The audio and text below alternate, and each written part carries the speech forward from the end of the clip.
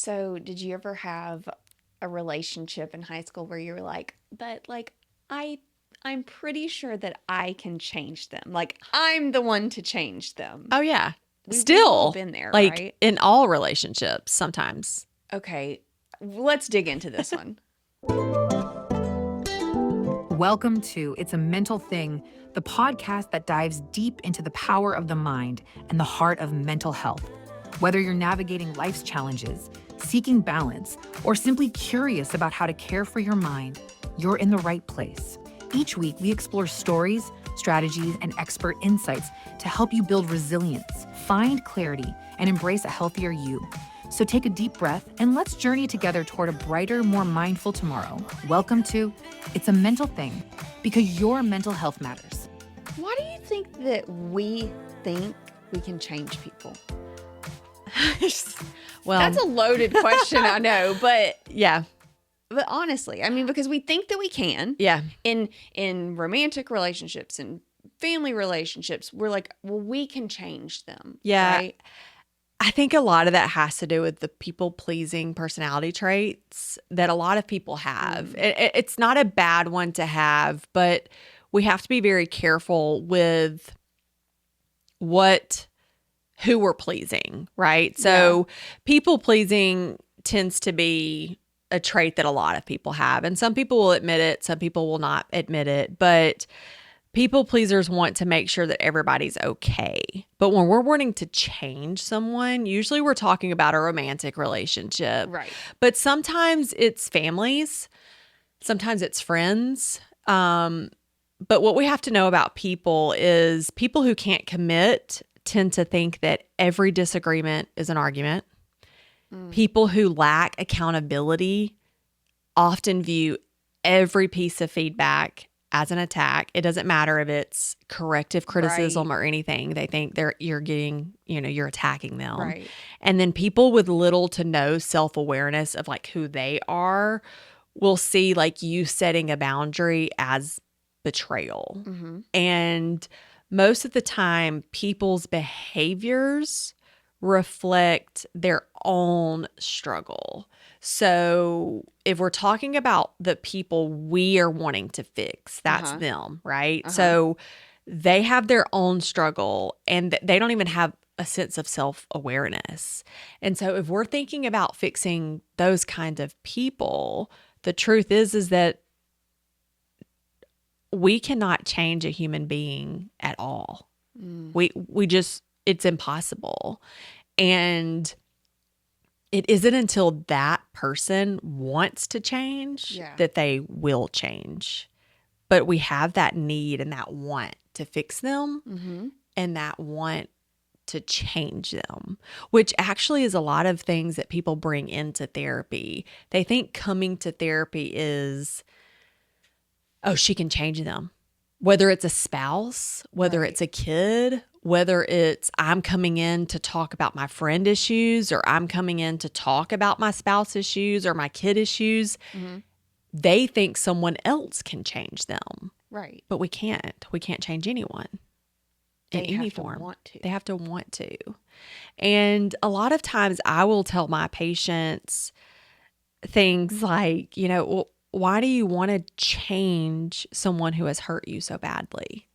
Or why do you want to change someone who has shown you their behavior? And I oftentimes, so much, I hate to even admit it, I'll have patients come in and they'll ask me this question of, Erica, why do I attract broken people? Why do I attract people who need to work on themselves so much? Why do I attract people who need so much self-growth? And, Nicole, the harsh reality is we attract people who mimic who we are. And that's hard to hear, but I think it's the start of a healing journey for ourselves, and then no longer attracting those people that need fixing or changing, right? Yeah. And, I think a lot of people like to now, especially, in this technology world that we live in, we like to throw out the word narcissistic tendencies. If we think about it, everybody has some sort of narcissistic tendency. Okay. And what that truly means is we're selfish. Yeah. And we feel as though we're good at what we do. There's a difference in I am good at what I do than gloating about what I do. And narcissistic people won't take criticism from anyone. Right. They turn it on to the other person. But when we are wanting to fix maybe a narcissistic person or maybe just a person in general, it's not possible to change a human being and their behaviors because sometimes at that stage of life, they're set in their ways. Right. And there's no way to make that possible. But when we say we're mimicking those people, sometimes people may think, but I'm not a bad person. Right. I don't have bad behaviors. I don't have those same traits. But what I mean here is we're not usually just attracting them in. We're actually like inviting them in a lot of times. Okay. And again, we can talk, you can think of this as a romantic relationship, a personal relationship, a work relationship, whatever it may be. And when I say we're inviting them in, it's because we see something in them that we feel we can nurture and that it may be something that they've never had. And so we're wanting to fix that part of them.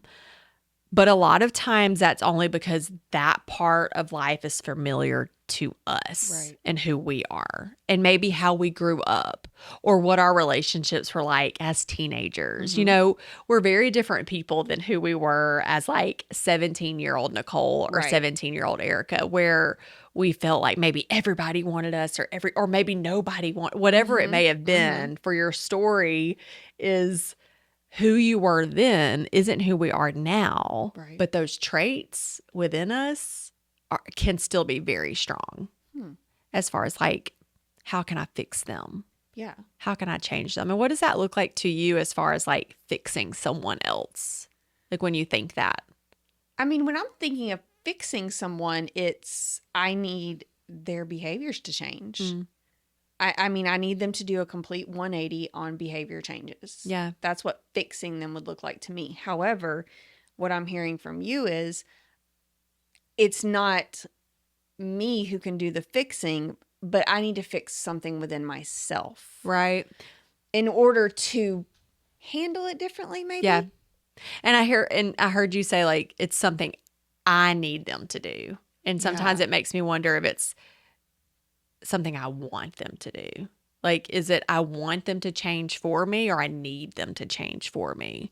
And that's something we have to think about in reality of like the people we're dealing with is, do I see something that's hurting inside of them that I saw that was hurting inside of me at some point? And I want to swoop in and save the day and save them. Yeah. I want to fix that. Maybe I don't need it to change because I know it's not going to in a certain way, but maybe I want it to, especially if we're thinking of like a relationship, like a romantic partner. I want them to love me. I want them to think I'm good enough. I want them to believe in me. But what if we were a child? And I know we've talked about the inner child before, but it affects so much of our daily lives that if we were an inner child that felt unlovable, not good enough, I'm hurting, but nobody's acknowledging that, maybe they will finally choose me. And now, again, we're going to romantic partners, but they never do.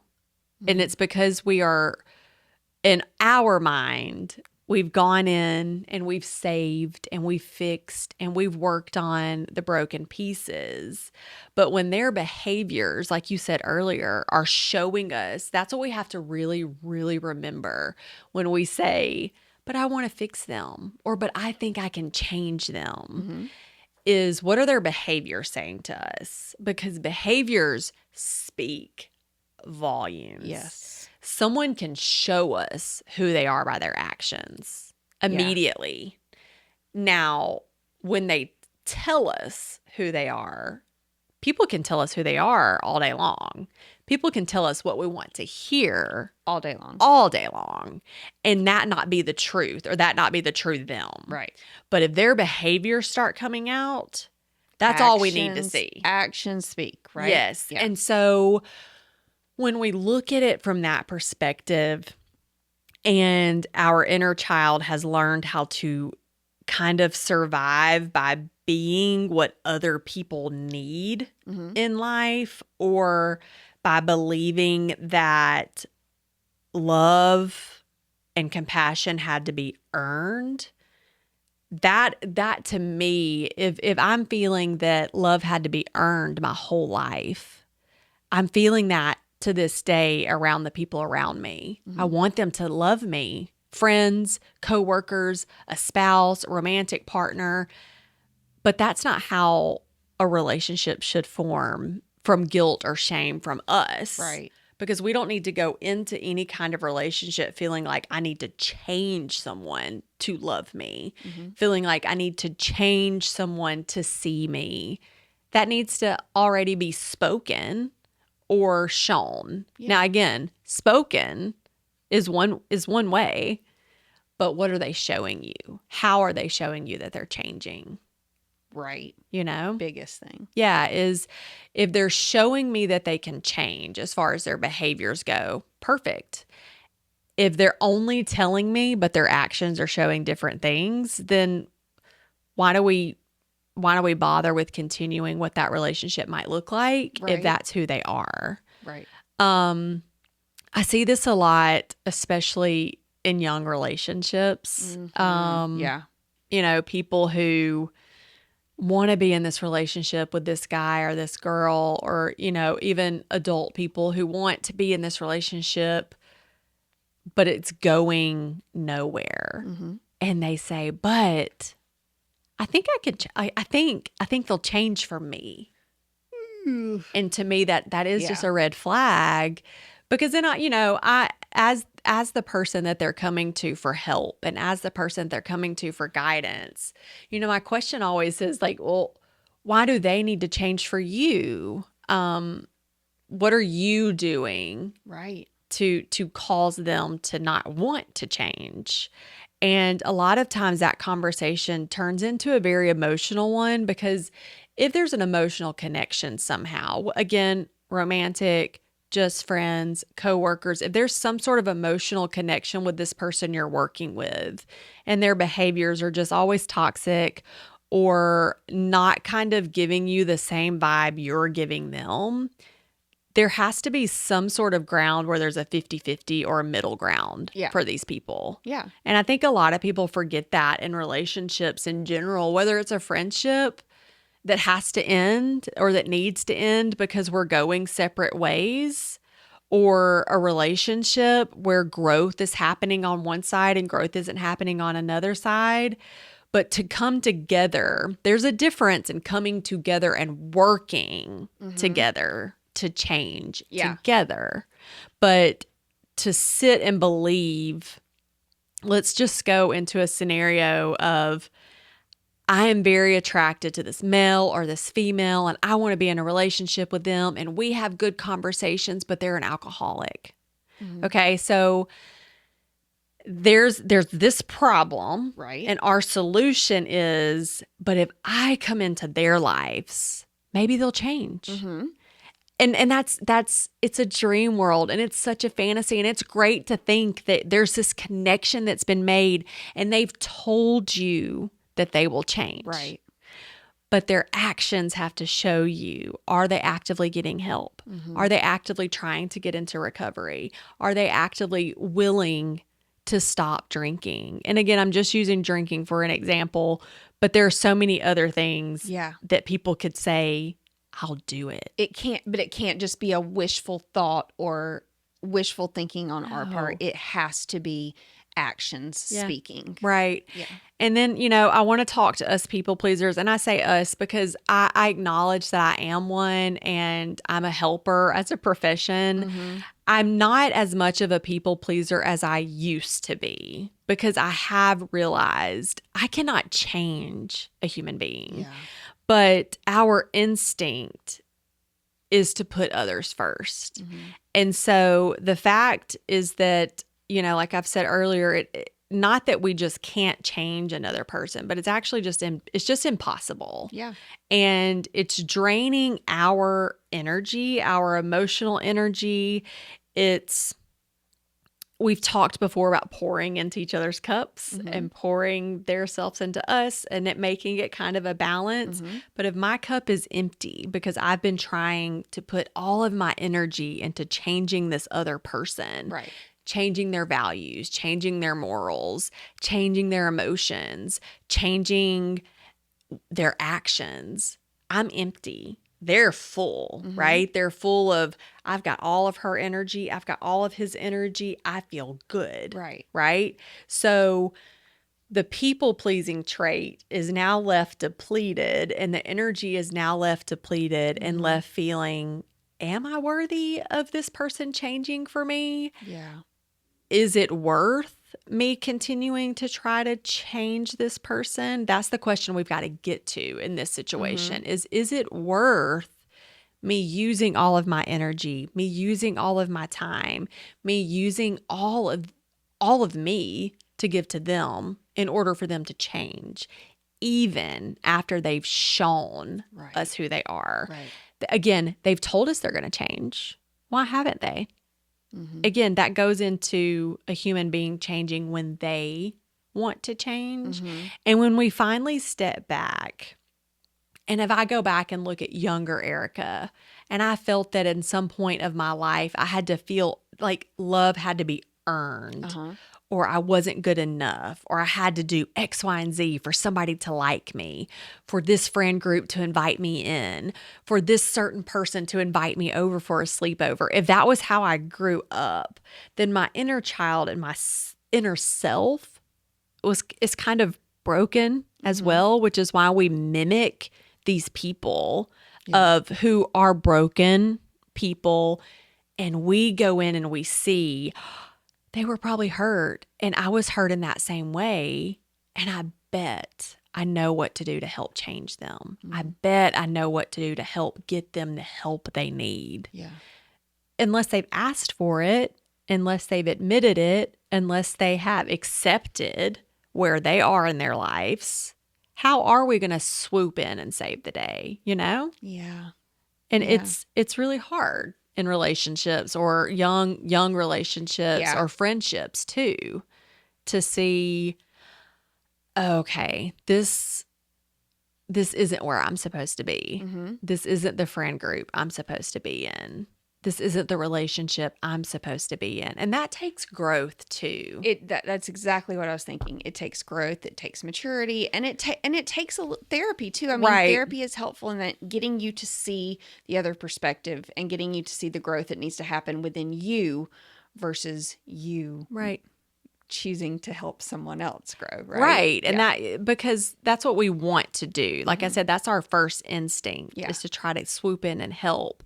But most of the time, these people that need fixing or need changing, or we feel need that fixing or changing, usually they're already emotionally immature, which means they don't take their own self-worth for what it is.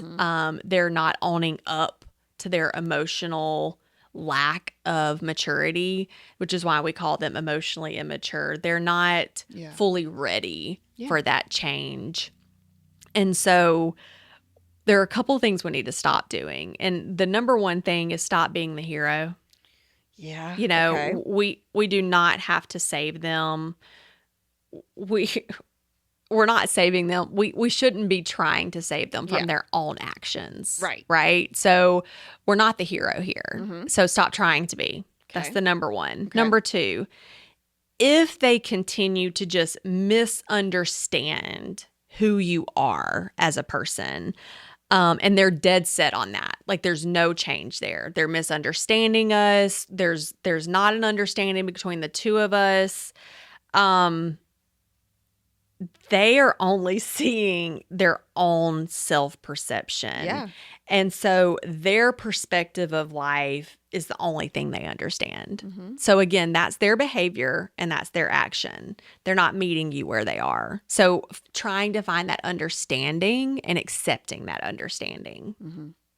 The third and final thing is I always tell patients, yes to empathy and no to enabling. Ooh, that's a good Yeah. one. So Yeah. when I say yes to empathy and you're in this relationship, again, romantic relationship, friendship, coworker, whatever this may be, families, Mm-hmm.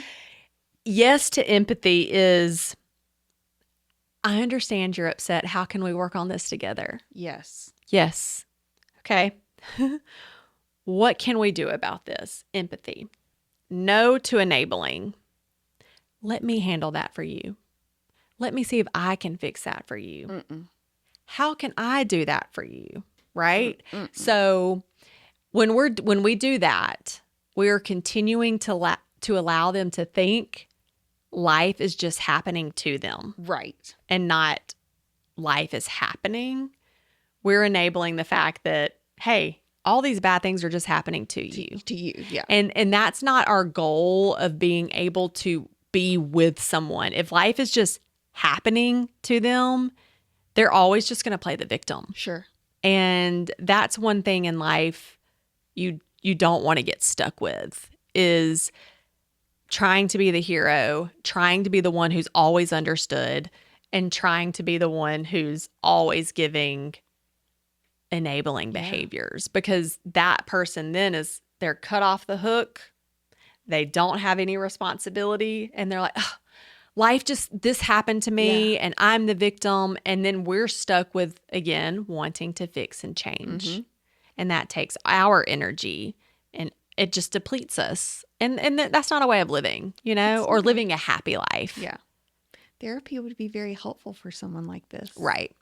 I think. Guidance and kind of hearing it from another perspective. Yeah.